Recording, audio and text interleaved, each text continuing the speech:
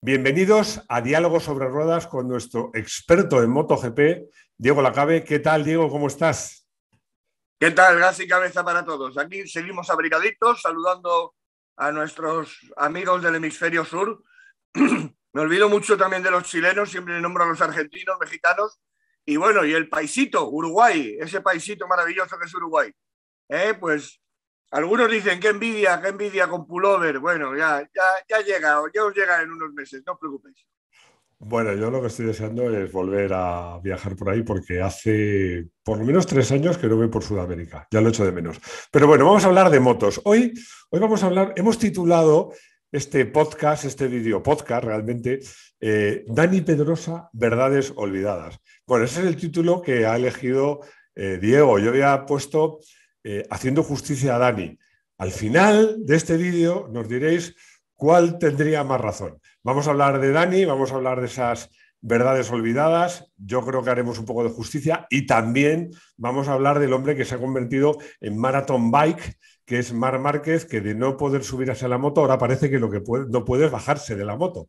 Así que bueno, vamos a contar todo esto y mucho más, porque ya sabéis que con Diego sabemos, empezamos sabiendo que va a contar, pero nunca sabemos de verdad lo que va a contar, y yo menos que nadie.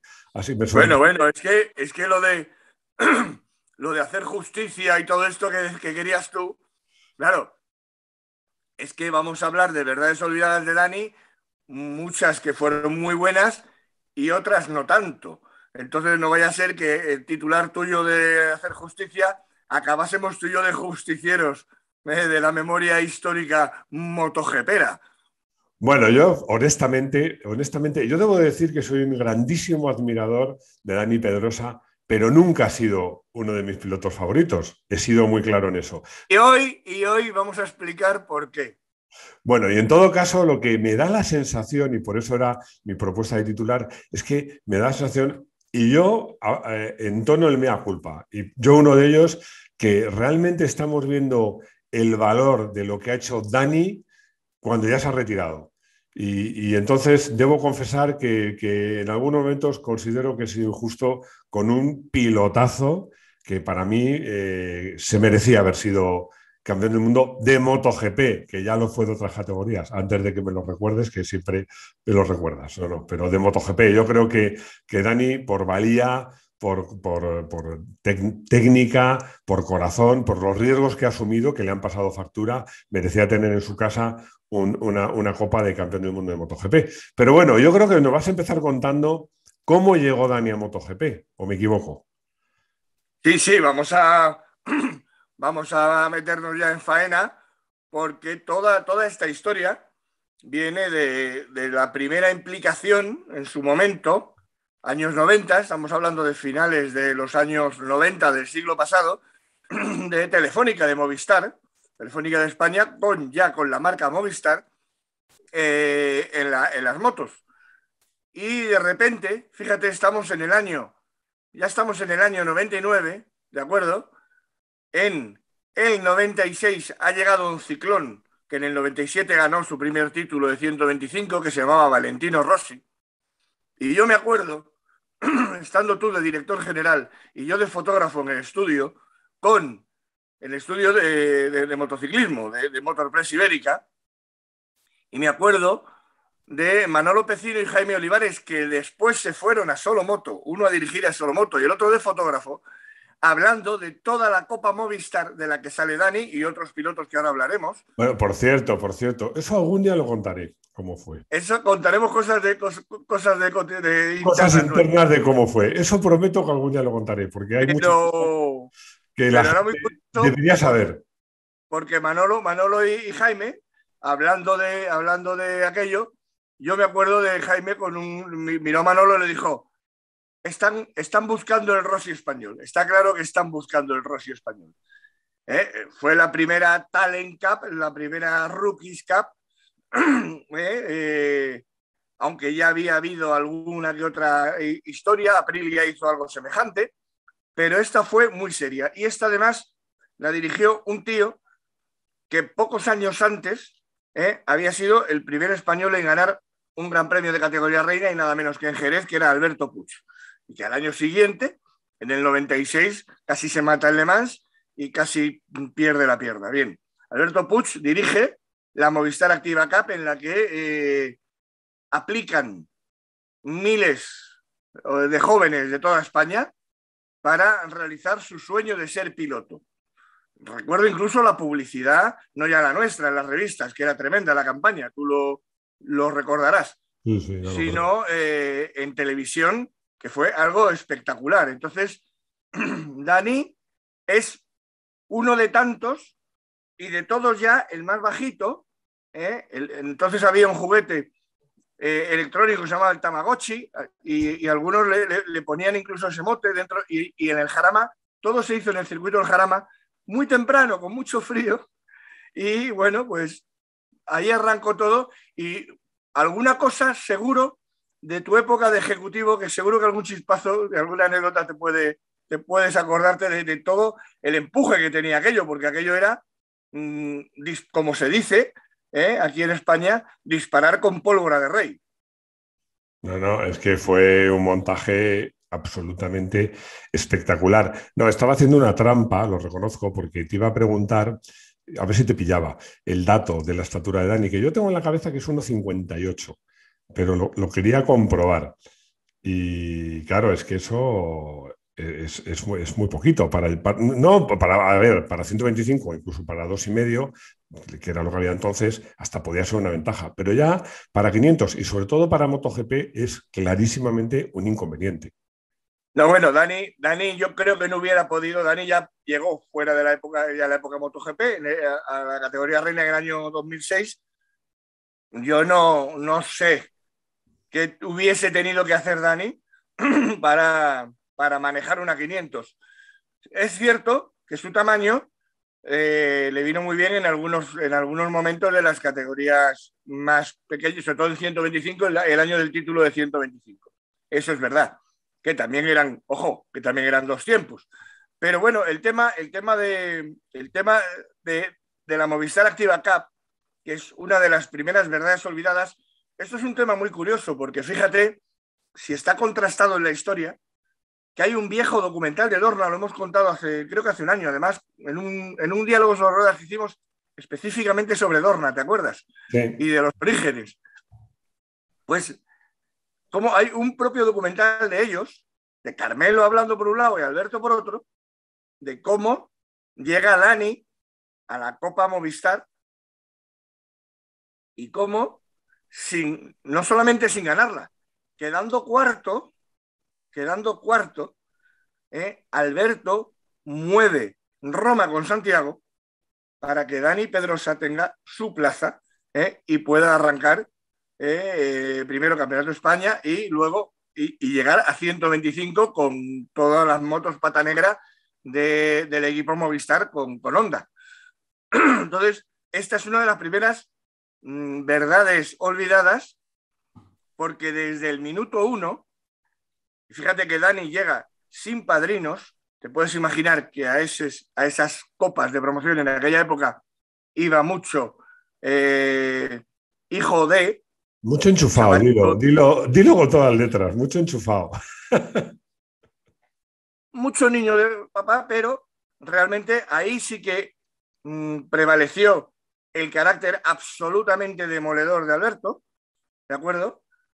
Y sin embargo, Alberto se fija desde el minuto uno en el chavalito más bajito de todos, en el de más cara de niño, pero el que mejor se había currado una parte que pedía Alberto, que era haz ¿cómo lo diríamos? Como un currículum, ¿vale? De ti mismo y a dónde quieres llegar y qué es lo que has hecho. Entonces, solamente la forma con la que Dani había puesto sus fotos de lo que había hecho, alguna cosa mínimo, muy poquitas cosas. Solamente que cómo lo había redactado, cómo lo había organizado, ya Alberto le llamó la atención. Y luego, automáticamente, tuvieron esa conexión y ahí nació esa sí que fue una relación y la vamos a ir desarrollando hoy, es de lo que más vamos a hablar, de esa relación paterno-filial Alberto Puig, Dani Pedrosa. Bueno, yo dos cosas. Te confirmo que sí, que es 1,58 y que sé que Dani no llevó una 500, pero quería decir que realmente si en una 500 el tamaño hubiera sido un inconveniente, en una MotoGP, simplemente por un tema de peso de la moto frente al peso del piloto, pues es todavía mayor. Pero bueno, ya tenemos a Dani, que ya ha creado esa relación con Alberto. ¿Y qué pasa después? A ver, cuéntanos. Ojo, por Alberto y con Dorna. Y con Dorna. Otra de las verdades, otra de las verdades, ya nos estamos metiendo ya en el cambio de siglo y ya estamos en el año 2001. Y otra de las verdades es que Dani pasa a ser, en el equipo Movistar había ya gente que eran promesas. Yo guardo varias portadas gigantescas porque esas cosas se tiraban en la época nuestra de Motorpress para los salones de lo que Sí. fuera, que hacían portadas de Passepartout muy, muy bonitas de las revistas. En cartón pluma lo llamamos nosotros. Cartón pluma. Bueno, pues Sí. yo tengo varias porque, claro, eso acababa en el estudio de los fotógrafos, de ahí iba directamente a la basura. Era el paso previo de la basura. Y mi época de tener una furgoneta y que lo he mantenido, no hay más que ver un poco lo que tengo por aquí detrás, que dicen mis hijos, mi síndrome de Diógenes, de guardar todas estas cosas, pero que claro, luego pasan 30 años y es divertidísimo encontrártelas, pues yo tengo una de esos cartones pluma de motociclismo de la primera victoria de un tal Tony Elías en Assen. ¿Qué sucede? Tony Elías era hijo, además de piloto, venía, digamos, de lo que era la forma normal de llegar, digamos, al mundo de la competición. Y bueno, de repente, Tony Elías empieza a tener problemas mecánicos, su moto no va, él no se queja demasiado, la carrera un poco de Tony Elías se trunca y surge fulgurantemente la de Dani Pedrosa. ¿Qué pasa? A Dani Pedrosa le hacen el traje, porque es lo que te decía, a Dani Pedrosa, ojo, y a los que él adelantó, pero, pero que le habían ganado, entre ellos Raúl Jara, Joan Olivé. Entonces, ¿qué pasa? Todos esos, Dani también, tenían contrato con gente vinculada directamente a Dorna. Sus managers, el manager en el caso de Dani Pedrosa fue Alberto Puig, que dijo, este para mí, este me lo quedo yo. Y a partir de ese momento, ya estamos hablando del año 2001, ya se están cumpliendo 10 años de la gestión de Dorna en el Mundial, en toda la caverna italiana del Mundial y la inglesa y la británica, es donde empieza a haber esos rumores, esos roces que todavía hoy en día, esa enemistad existe, ¿no? Con el concepto Dorna, empresa española que un poco dirige todo, ¿no? Y Y que barre maneja para todo. casa, barre un poquito para casa. Barre para casa. Entonces, ahí empezó esos dimes y diretes y a Dani se le puso directamente una etiqueta de piloto Dorna. O sea, Carlo Pernat, que es un tío, por ejemplo, muy... entonces, en la época era el que había traído a Valentino, ¿vale? Fue uno de los que le puso esta etiqueta. No. O sea, piloto Dorna. Dani es Dorna. Y durante años, evidentemente, los primeros años, que estamos llegando ya a los años de gloria, en los que es primer título de 125, salta 2,5, gana y defiende el título de 2,5 con el 1 en el carenado en el año 2005. Y de ahí va directo al equipo de fábrica, que fue muy controvertido, el salto en el año 2006 al equipo de fábrica al lado de Nicky Hayden, ¿vale? Entonces, todo ese recorrido, que además es el cambio que se ha producido de las 500 a las MotoGP, ¿verdad? Toda la era Valentino, toda la era del reinado de Valentino, ahí llega este chico que realmente, y ahí vamos a llegar al plano de cómo era recibido o interpretado por la prensa, y cómo recuerdas tú esa época de cómo decías tú que no era de tus pilotos favoritos, ¿eh? Es increíble porque había una dicotomía tremenda. En España, Dani era queridísimo por la afición.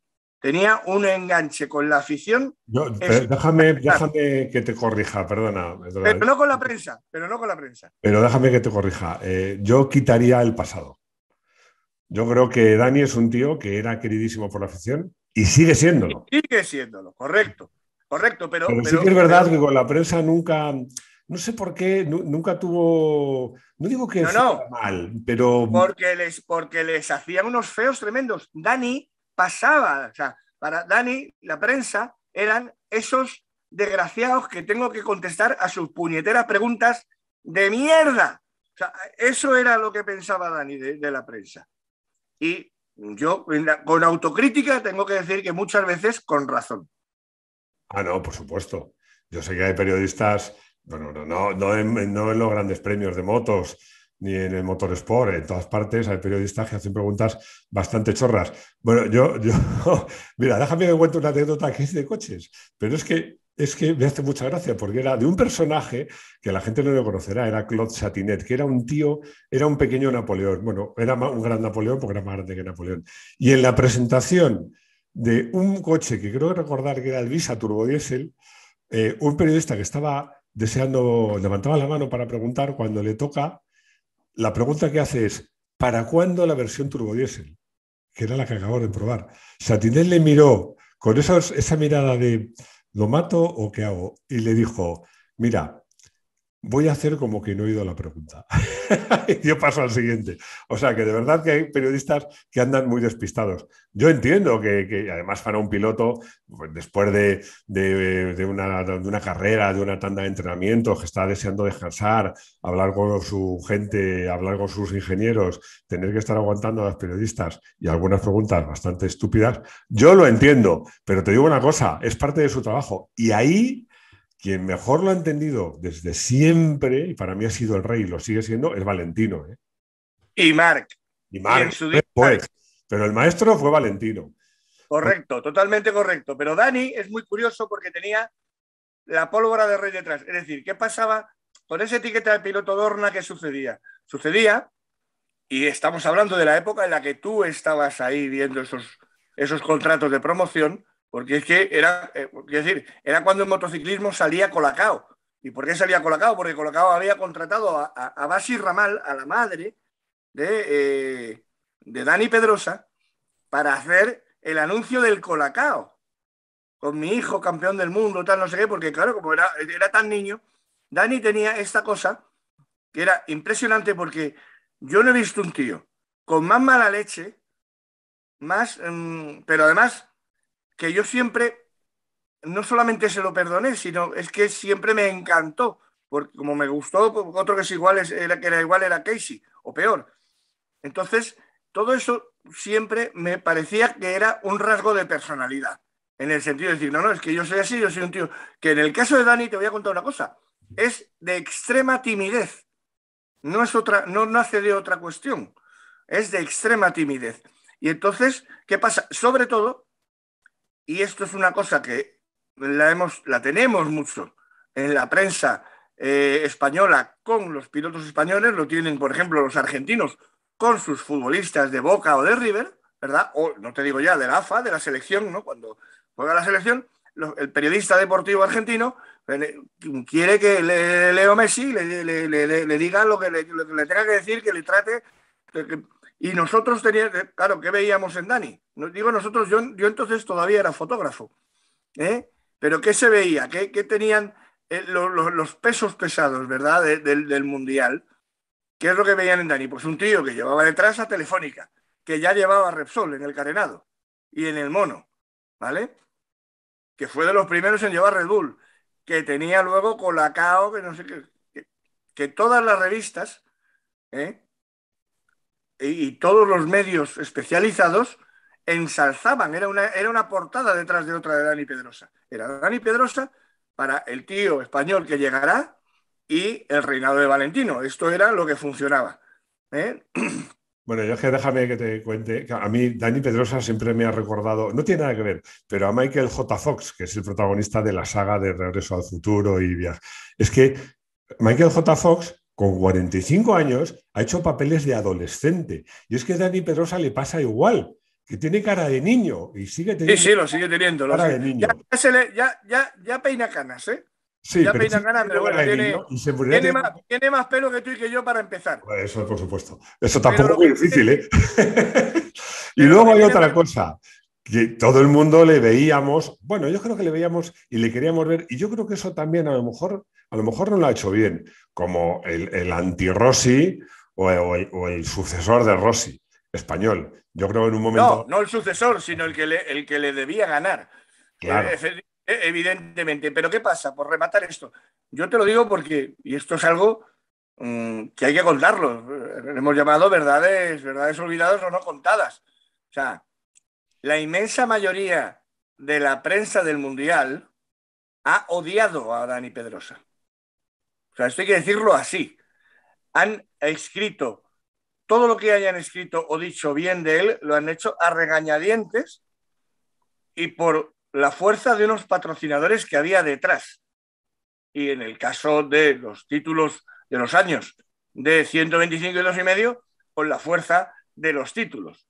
Pero ya la llegada de 2006, sotto voce, el gran debate, claro, no existía Twitter, no existía el WhatsApp, pero existía, dejábamos más, nos veíamos más, pasábamos más noches en hoteles y en cenas, había más presupuesto para que los periodistas cenáramos y habláramos entre nosotros, y la comidilla era Dani, no es, de hecho Dani está 2 años en 2,5 hasta que da el salto a MotoGP.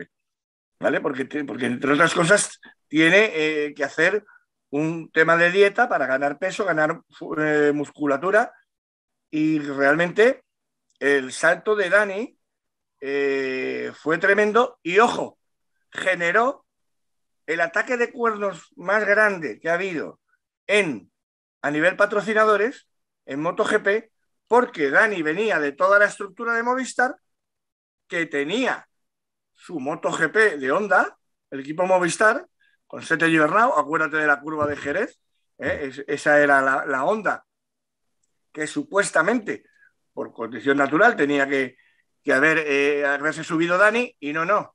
Ahí Repsol ya dijo, no, para mí.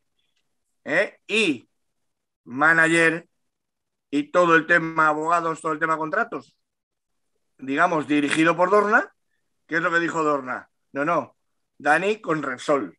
¿De acuerdo? Y eso provocó la estampida, que tardaron 10 años en volver y ya se han ido otra vez de Telefónica, de Movistar.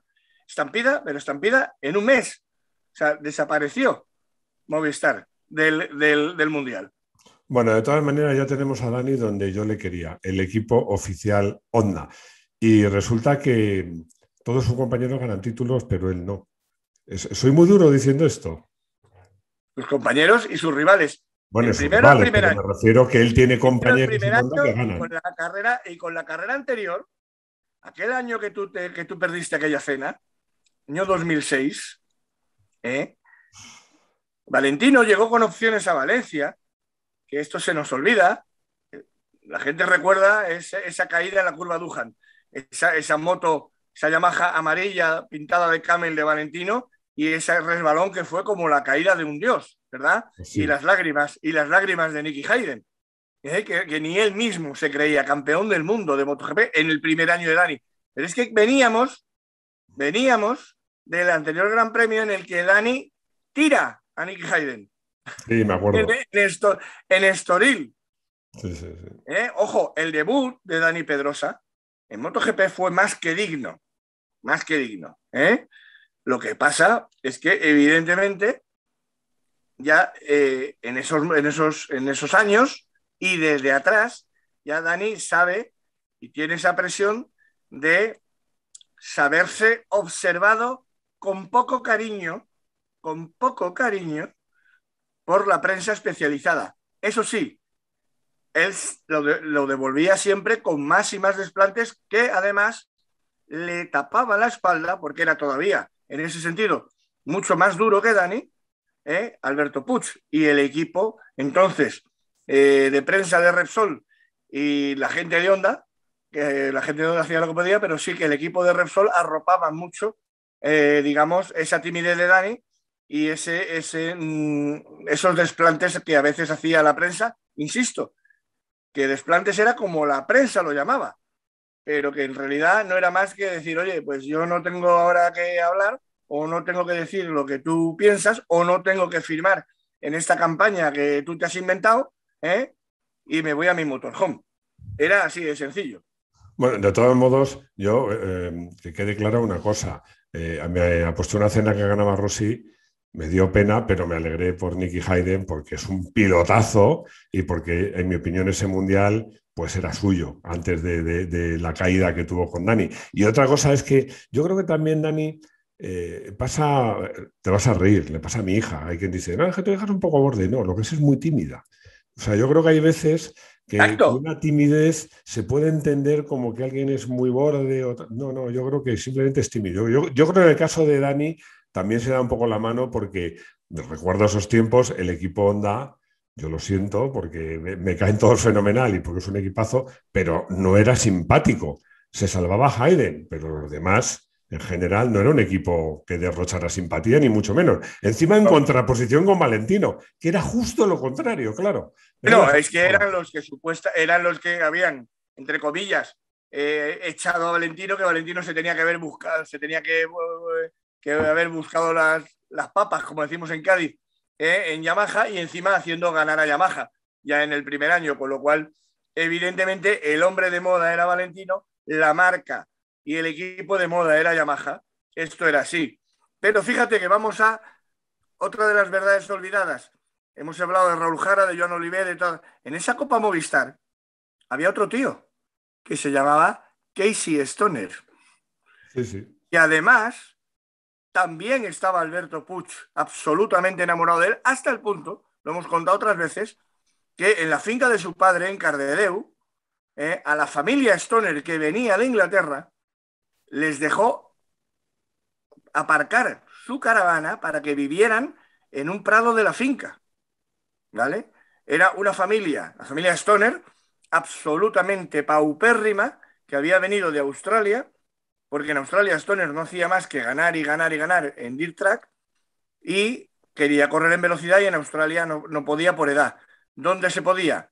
En Europa. En primero probaron en Inglaterra y dijeron, no, no, es que hay un país que es el que se está saliendo del mapa y el que está tirando todo, le dijeron en Inglaterra, y por edad además tal, y fue España. Y en España se apuntaron a esto. ¿Qué pasa con Casey Stoner? Casey Stoner en todas sus épocas de categorías inferiores y en la llegada de MotoGP, que es el mismo año de Dani, ojo, en el mismo 2006, Dani está entrando en el equipo de fábrica y Casey Stoner en el equipo LCR, en el satélite. ¿Qué pasa con Casey Stoner? Casey Stoner es uno de los grandes damnificados de la apuesta sistémica por Dani Pedrosa. Y desde el primer momento él lo sabe, lo tiene claro. Yo seré lo bueno que sea, pero aquí hay un niño mimado por el sistema que es Dani Pedrosa. Y Casey Stoner, de hecho, tiene problemas con neumáticos, tiene problemas con caídas en 125 y 2,5, que es los años que está ganando Dani, ¿de acuerdo? La prensa, una vez más, auspiciados y todo, alguien se inventa el mote de Rolling Stoner, porque lo único que hacía era rodar. Eso a Casey le sentó como una traición tremenda, como un insulto tremendo. Nos puso una X a la prensa, mucho más todavía que la que nos había puesto Dani. Pero fíjate que Casey Stoner llega, empieza la temporada 2006, ya se corría en Qatar, entonces de día, y Casey Stoner, que pierde el avión, llega tarde, y cuando está sentado en el box del LCR, por cierto, jefe de mecánicos Ramón Forcada, que luego lo fuera de, de Jorge Lorenzo en Yamaha, Sí. ¿verdad? Llega en un Serie 7, Carmelo Espeleta, en el box. ¿Qué, Casey? How you doing? Tío, que has llegado de milagro, venga. súbete al coche que te enseño el circuito. Qatar, de día. Súbete al coche que te doy una vuelta al circuito, para que lo veas. Y Casey le mira a Carmelo y le dice, no, no, estaba sentado, ni se levanta. Y dice, no, no, ya mañana salgo a pista. Carmelo hace así con el coche, se va. En el equipo le dicen, pero tío, ¿qué estás haciendo? De, Este es el de, jefe. de mandar a la mierda. Que no, que yo salgo mañana a pista.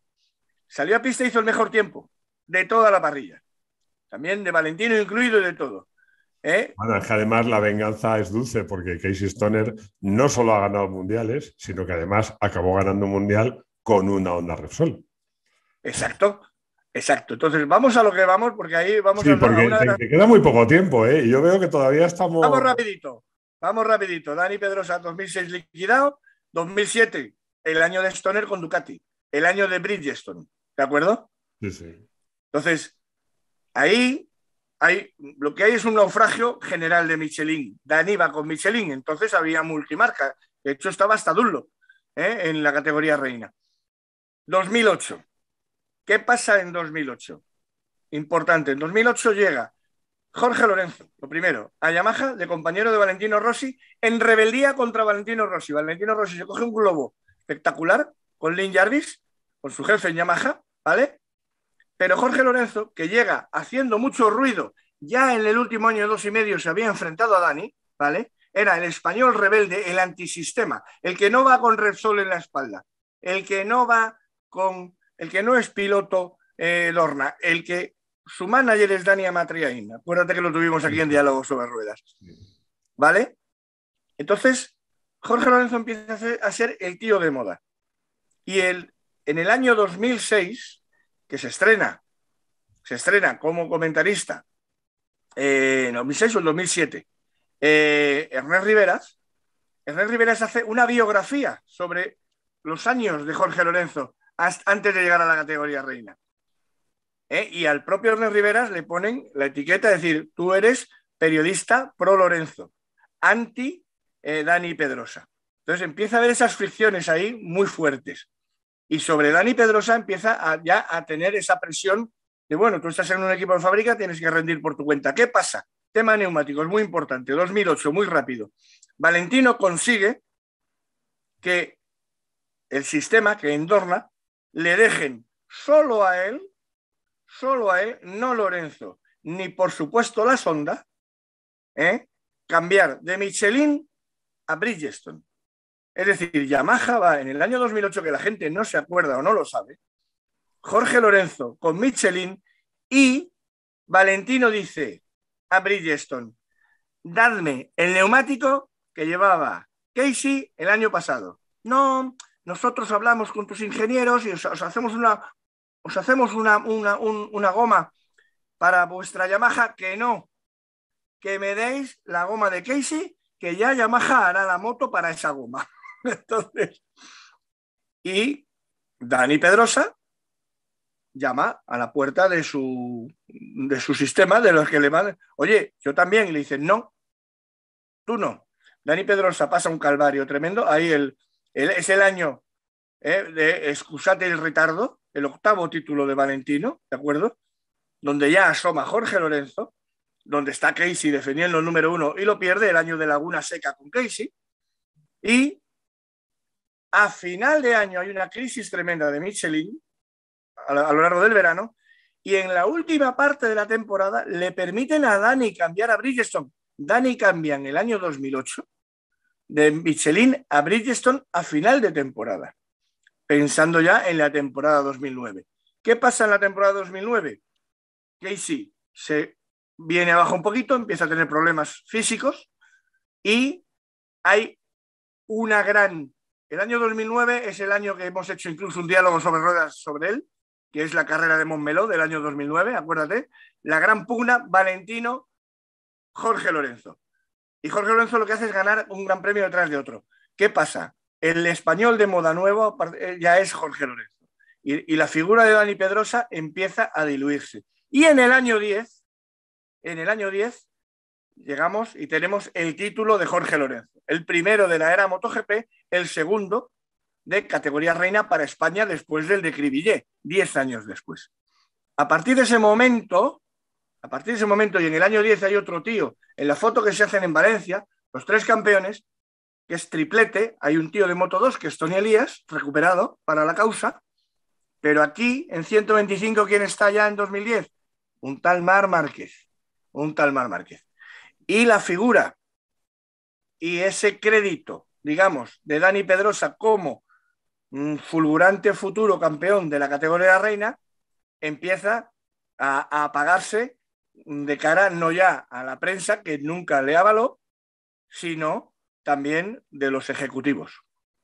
La verdad es que yo recuerdo que la llegada, tú lo estabas diciendo, de Lorenzo, a mí me encantó y siempre me ha gustado Lorenzo porque me gusta esa gente que o la adoras o la odias. Y yo creo que Lorenzo tiene grandes odiadores y grandes seguidores. Pero yo creo que una de las cosas es que siempre ha sido una persona que ha hablado claro y sobre todo que ha hablado en la pista. Porque ganar, o sea, también mucho fuera de ella, también mucho bueno, mucho fuera de ella, pero claro, no, pero ¿sabes lo que pasa? Que puedes hablar fuera de la pista cuando luego llegas en la pista, hablas y eso te avala, ¿no? Ganar a Valentino Rossi con la misma moto, en ese momento, que yo recuerde, no lo había ganado, no lo había conseguido nadie. No. Ya en 2009 Lorenzo también llevó, bueno, en 2009 llevó Bridgestone, ya Michelin se fue, como sabemos, del Mundial, pero a lo que voy. Tema Dani. Aquí hay una cosa, volvemos al tema, la relación Dani Pedrosa-Alberto Puig. A partir del año 9, del año 8, ya desde el año 8, Dani Pedrosa se da cuenta de una cosa. Ha llegado la nueva esperanza. Aparte que está el tema de Jorge Lorenzo, él sabe que en unos años que ya está aquí un tío que se llama Marc Márquez. Y hemos contado aquí en Diálogos sobre Ruedas que Alberto Puig hizo todo lo imposible por ser el manager de Marc Márquez en sus inicios, en 2008. Y esto ya fue una espinita que se le quedó a Dani de decir, que no soy tanto el niño. A partir de ahí empiezan unos años, año 12, en el que se separan sus caminos, ¿de acuerdo? Alberto y Dani. Y lo que hay es una ruptura bastante dura a partir de esos años, en las que dentro de Honda, porque Alberto trabaja para Honda, Dani tiene un enemigo, alguien que está diciendo, oye, que a este tío ya se le ha acabado el crédito. Y llegamos al año 13, debut de Marc Márquez, en la que Dani sigue siendo su compañero, es su compañero porque el que ha renunciado es Casey Stoner. Si Casey Stoner hubiese seguido corriendo, Casey Stoner gana con Honda en el año 11, en el 12 dice que se retira, y eso es lo que le salva la plaza de Dani unos años más. Y ahí ya empiezan esos años, el 13, el 14, el 15, donde la sombra de Marc sobre el equipo Honda es la que todos conocemos, y al final, el team manager que tenía Honda, que era un italiano que se llamaba Livio Supo, hace migas con Dani, lo valora, pero desde Tokio quieren que la etapa de Dani Pedrosa se acabe, ¿y a quién eligen para que hagan ese trabajo? A Alberto Puig. Esas son las verdades de Dani. Ojo, pensando que Dani se iba a ir a Suiza a pescar al lago Alemán o a navegar con su barco en Ginebra, y sin embargo, ¿con qué se encontraron? Con que un Dani rebelde acabó fichando por KTM. El fichaje de Dani por KTM, ya terminamos, fue otro de los grandes ataques de cuernos gigantescos en la historia de MotoGP, en la historia moderna de MotoGP. Recordemos una cosa, esta semana se presenta todo el plantel de KTM y ahí está, y esa KTM, la gente ya lo sabe, tiene mucho de competitiva gracias al trabajo de Dani Pedrosa, que ha hecho una moto para los demás pilotos, no para él. Hombre, yo de Dani, y un poco también por dar mi opinión para terminar la parte de Dani, te debo decir que también ha tenido un poco de mala suerte, ¿no? Porque, claro, coincidir, ya no lo de lesiones, es que coincidió con Rossi. ha coincidido con Lorenzo, ha coincidido con Casey, ha coincidido con Claro. Martin, ha coincidido con Hayden. O sea, es que, claro, me acuerdo un día que creo que era Stefan Noflinger que le comentaban acerca de su carrera deportiva y él dijo, la resumió muy brevemente, dijo, yo es que he tenido la mala suerte de coincidir con Ángel Nieto. Claro, es que coincidir con estos hace muy difícil y pone en valor lo que ha conseguido Dani. Es que quedar segundo detrás de cualquiera de estos es Claro, claro. la leche. Bueno, es que le ha pasado a Sete Gibernau, le ha pasado a Max Biaggi, es Claro. que no es solamente a Dani. Sí, Dani, la sí, mala claro. suerte, fíjate, la mala suerte y ahí tiene que ver, volvemos al tema del físico, la que de verdad yo creo que ha tenido es el hecho de que el 90% de las veces que se ha caído se ha hecho daño. O sea, hay Sí. una radiografía por ahí, hay un gráfico antiguo de marca sobre las lesiones de Dani. Y es como la Biblia, o sea, salen es que se ha roto cada hueso que se conoce del cuerpo prácticamente. Pero Entonces, bueno, a ver, lo que eso es algo que es muy duro de llevar año tras año. No, lo que está claro es que Dani, lo está demostrando en KTM, es un piloto que aparte de ser muy bueno, tiene una sensibilidad especial para poner la moto a punto y eso lo ha demostrado en todos los equipos y ahora está haciendo un trabajazo en KTM. Pero yo no quería dejar los diálogos sin hacer una pincelada, porque ya nos hemos alargado mucho, sobre Marc, que como te Sí, decía, sí, lo que está pasando, la actualidad, la actualidad. después de no poderse subir a la moto, ahora es que no se baja, porque ha estado en Motorland. Bueno, primero estuvo en Portimao, luego está en Motorland, luego estuvo Bueno, haciendo motocross. primero hizo motocross el tío con un Sí, par. sí, Que se ha sí. hecho daño Remy Gardner. El tema del motocross es algo que en otro diálogos debatiremos, ¿no?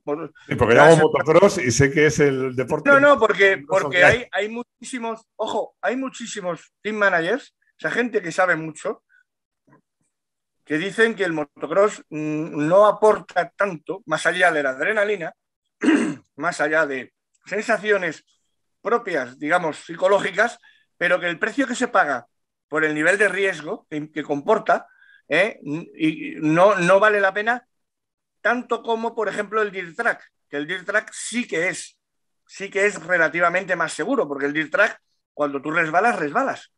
Pero claro, es que en motocross estás haciendo dobles, triples, o sea, estás haciendo otra serie de cosas que evidentemente, y de hecho, esto vamos a hablar de esto más adelante, pero Marc hizo primero motocross, después lo de Portimao, ha estado también en, eh, en Motorland. motocross, dices tú, bueno, Marc, lo dijimos hace una semana, ha decidido mmm, sacarse esto ya por lo civil o por lo militar. Y bueno, pues vamos a ver si le sale bien la jugada. Yo, desde luego, tengo una cosa, anoche lo decía en la radio. Yo me gustaría meterme en la cabecita de sus rivales en la parrilla de salida, especialmente uno de Yamaha y otro de Ducati, Pecco Bagnaia, Fabio Quartararo, es decir, coño, es que este año nos lo vamos a jugar entre nosotros dos y es que este se nos va a meter por en medio y que como se meta nos ganan los dos, claro. Bueno, yo eso lo tengo meridianamente claro. En fin, pero bueno, eso hay que distinguir entre la realidad y los deseos.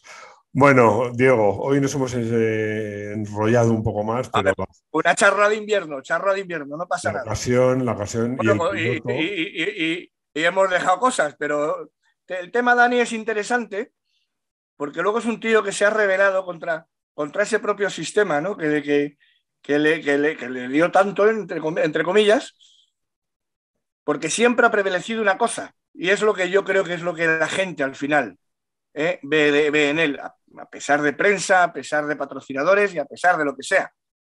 Dani es un tío auténtico, o sea, auténtico, con todas las letras de la palabra. Es personalidad propia, incorruptible. Y eso siempre llega al fin del mundo. Y pasa factura, las dos cosas. Y, también. Pero vamos, yo creo que después de esto ya no se me ocurre un final mejor. Dani, un piloto auténtico. Lo dejamos ahí. Muchísimas gracias, Diego, por este tiempo, por contarnos cosas, por contarnos las verdades de Dani Pedrosa. Al final casi, fíjate, hasta casi me has convencido, fíjate. Pero bueno, dentro de una semana seguiremos hablando de motos. Gracias, un abrazo y cuídate mucho. Un abrazo, gas y cabeza para todos. Encantado de convencerte. Hasta luego.